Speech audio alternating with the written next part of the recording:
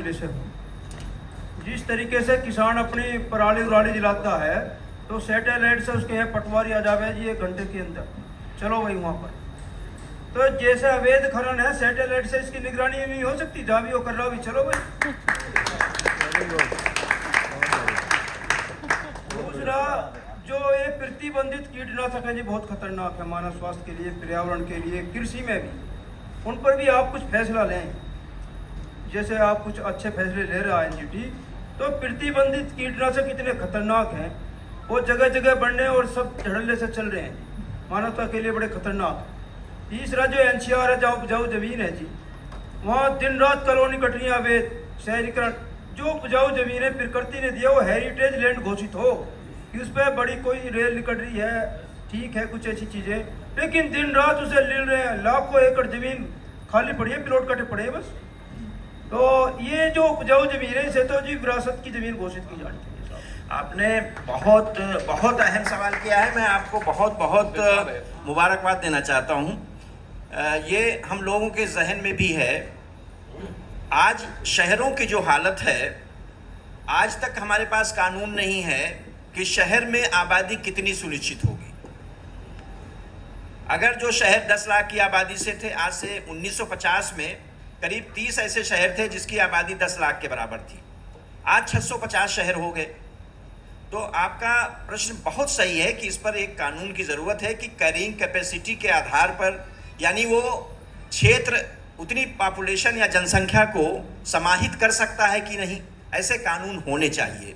आज माइग्रेशन का जो रेट है, आप देखिए दिल्ली में स्लम में लोग रहते हैं, उत्तराखंड में तमाम घोस्ट विलेज हो चुके हैं, तमाम गांव ऐसे हैं जो घोस्ट विलेज हैं, कोई बुजुर्ग 1-2 परिवार रहता है। तो हालात ऐसे हो रहे हैं। आज जानवरों के प्रबंधन के लिए देख लीजिए, कोई गांव में गोबर उठाने वाला नहीं है। तो ये बहुत बड़ा अहम सवाल है। अब हम कोशिश करेंगे, हम दोनों ब्रदर, कि कभी ऐसा मौका मिले कि हम ऐसा कोई आदेश पारित करने में भूमिका निभा सकें कि जिस पर हम, जैसे आपको शिमला का ही बताया कि अब शिमला की आबादी जितनी है अब उसमें आबादी नहीं जोड़ी जा सकती है, और आज कुदरत ने दिखा दिया।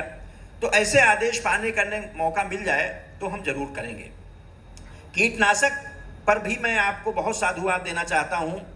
आज पंजाब में ये हालत है, कीटनाशक ग्रीन रिवोल्यूशन के नाम पर हमने अनाज की उत्पादन तो बढ़ाई, लेकिन हमने ये ध्यान नहीं रखा कि उत्पादन के साथ साथ हाइब्रिड सीड और सब चीज़ों के लिए पानी की मात्रा बहुत ज़्यादा होती है, कीटनाशक की मात्रा बहुत होती है। हमारे पास जो अनाज थे पहले, जो हमारी वैरायटीज़ थी चावल की, गेहूं की, पैदावार तो कम होती थी लेकिन उनके जीन बहुत स्ट्रांग थे, उसमें बीमारी भी नहीं लगती थी।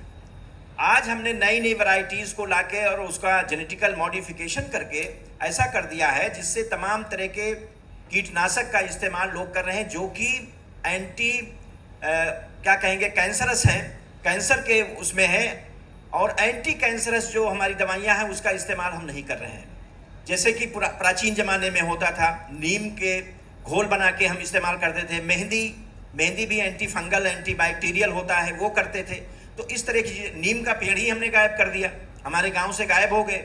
आज वो अफ्रीका में और मिडिल ईस्ट में लगे हैं। आपको ताज्जुब होगा कि सऊदी अरबिया में जो मक्का मदीना है, 70,000 नीम के पेड़ आज से 40 साल पहले लगाए गए थे। हमारे ही देश के हाजी जाके वहाँ बैठ के आराम करते हैं। आज हम अपने गांव में बाहर और घर से घुसते ही नीम का पेड़ होता था, आज हमने सब नष्ट कर दिया। एक्सोटिक स्पेसीज हमने लगाना शुरू कर दिया। तो कीटनाशक का असर यह है पंजाब में कि केचुए जो अर्थवर्म होते हैं, जो कुदरत ने बनाया है, मिट्टी को पलटते हैं ऊपर से नीचे और मिट्टी की उपजाऊ क्षमता को वो सुनिश्चित करते हैं। ऑर्गेनिक कार्बन जो होता है मिट्टी का, उसको बनाने में बहुत ही माहिर होते हैं। हम करीब 3 साल पहले गए थे, एक कमेटी हम चेयर कर रहे थे ministry of science and technology की। मैं तो ताज्जुब कर गया कि किसी वैज्ञानिक ने, बहुत बड़ा एग्रीकल्चरल साइंटिस्ट कोई था अमृतसर में, वो प्रेजेंट किया कि 20 जो हमारी केचुए की प्रजातियां थी केवल 2 बची हैं, 18 खत्म हो गई। तो आपकी उपजाऊ क्षमता कैसे बनेगी? आपकी ज़मीन डिजर्टिफिकेशन की तरफ चले जाएगी, डिग्रेड हो जाएगी, वो फसलों को उस तरह से प्रोडक्शन नहीं कर पाएगी। तो एक तो ये खतरा हो गया। बहुत अहम सवाल आपका है, इस पर भी आज हो रहा है। अभी ऑनरेबल सुप्रीम कोर्ट ने भी एक आदेश पारित किया है, डीडीटी बैन हो चुका है पूरी दुनिया में, फिर भी वो मशीनें भी हमारे देश में, जैसा अभी गौर साहब ने बताया, खाली आपने बड़ी सरलता से मिनरल वाटर की बात की, लेकिन आज वो पेस्टिसाइड जो यूरोप में, अमेरिका में बैन है, उसकी इंडस्ट्रीज हमारे यहाँ लाकर लोग लगा रहे हैं और वो हम आज कीटनाशक इस्तेमाल कर रहे हैं और बीमारियों को जन्म लेते हैं। कैंसर एक्सप्रेस तो एक चीज है जो डाई इंडस्ट्री से होता है।